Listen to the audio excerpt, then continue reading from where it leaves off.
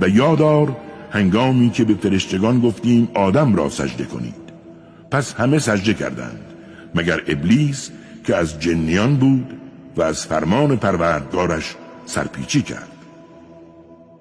آیا با این حال ابلیس و فرزندانش را به جای من دوست و تکیه‌گاه خود قرار می دهید؟ حالان که آنها دشمنان شما هستند. و بدانید که ظالمان بد چیزی را به جای خداوند قرار دادند.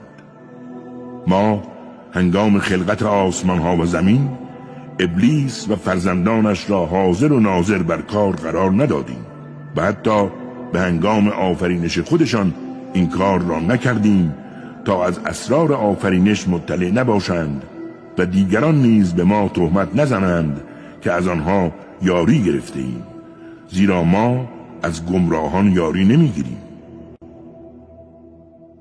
روزی که خدا میگوید آن شریکانی را که برای من قائل میشدید صدا بزنید، اما هرچه آنها را بخوانند هیچ جوابی نمیدهند، زیرا میان آن دو گروه هلاکتگاه قرار داده ایم. و هنگامی که مجرمان آتش دوزخ را ببینند می انگارند در آن قرار گرفتند و هیچ راه گریزی از آن نمی‌یابند.